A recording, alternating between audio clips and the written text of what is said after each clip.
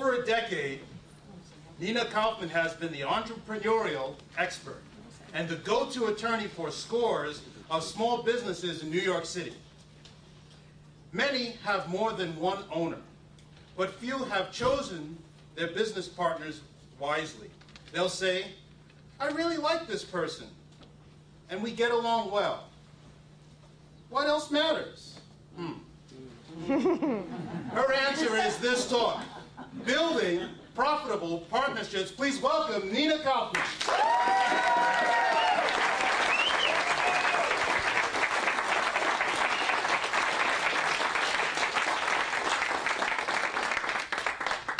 Thank you, David, and good evening, everyone. I'd just like to take a quick poll. How many of you own your own business? Show of hands. Wow, a lot of you. And keep your hands up. How many of you own them with more than one other person? Okay. And how many of you would rather go duck hunting with Dick Cheney than work with a business partner? Yeah. You're not alone. You are not alone. There is a smart way to run a business partnership that will enable it to succeed, and a not so smart way that'll probably guarantee its failure. So which do you want, success or failure? Success! Okay, so tonight we're going to talk about success. Once again, I'm Nina Kaufman, and for over a decade I have guided scores of business partnerships to long-lasting success. How? Aside from fabulous legal acumen, I've helped them navigate the three major minefields. How many minefields? Three. Three minefields that can destroy an otherwise wonderful business relationship. But to let you know why this is so important, let me first give you a few facts and figures. According to the National Federation for Independent Business, there are 16 million owners of business partnerships in the United States. That's twice the population of New York City. And these business partnerships generate nearly $300 billion in gross revenues. To put that in perspective, it's more than the gross domestic product of Norway. Imagine that. Yeah. So for some other numbers, 50%.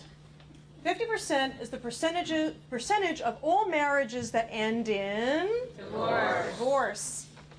70% is the percentage of all business partnerships that go.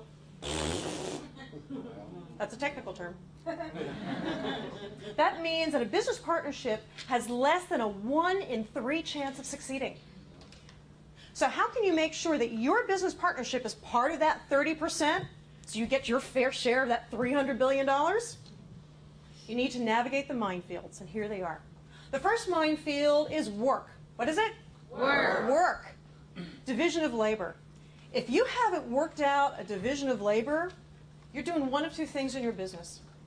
Either you and your business partner are stepping all over each other's toes, or you're leaving gaping holes where your business desperately has a need that has to be filled.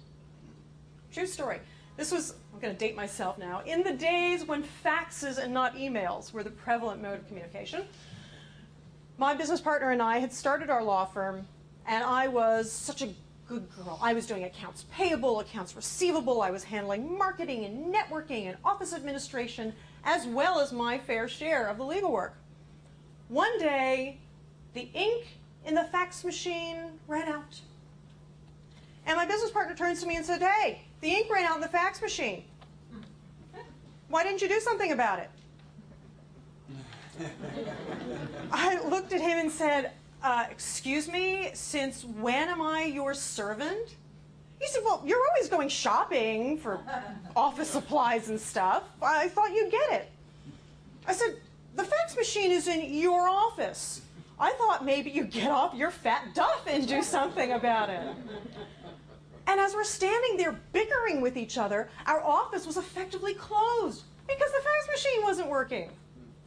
Now, that's a humorous example, but it is a sign of where business partners can go awry in their relationship. And thankfully, we were able to work it out, but not all business owners are quite as lucky. The second minefield is money. What is it? Money. Money. Money is the number one reason, and especially the lack of money, number one reason that businesses fail. It is also one of the top issues of contention between business owners. I'll give you another example. Restaurants. 3 owners, business plan scribbled on the back of a napkin. No partnership agreement. We don't need it. We're friends. So they start working. They're working hard. And they're splitting their earnings equally, a third, a third, a third. And then business starts to pick up. So 2 of the 3 owners start working very, very, very hard. And the third one says, you know, I've already worked hard. Do I really need to work very, very, very hard? And he starts to slack off. But he still wants his 1/3 cut. Fair or no fair? No fair. No fair. Bottom line, without a written partnership agreement, they have to go to court to work out their money issues, and it destroyed the business. The third major minefield is exit strategy. What is it? Exit strategy. Exit strategy. You got yourself into the business. How do you get out of it if you really need to? Situations arise that we don't necessarily plan on. Like, surprise, you're 46 and pregnant with twins. I'm not 46. Or, not so funnily, surprise, it's breast cancer. Or, surprise, daddy has Alzheimer's. Speaking of which, how many of you have elderly parents? Okay, quite a few of you in the room.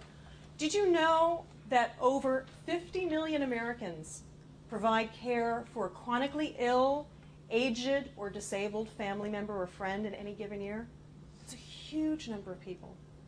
So all sorts of situations can arise that have a profound effect on your life and render you unable to work in the business in the way that you had originally planned.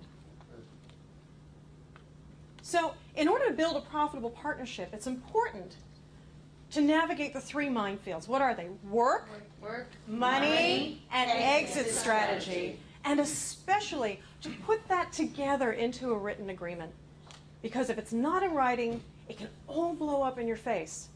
So why blow your chance for that share of that $300 billion? So see me, the entrepreneurial expert, wise counsel for growing businesses, and together we'll take your intense partnership and bring it to intense dollars. Thank you.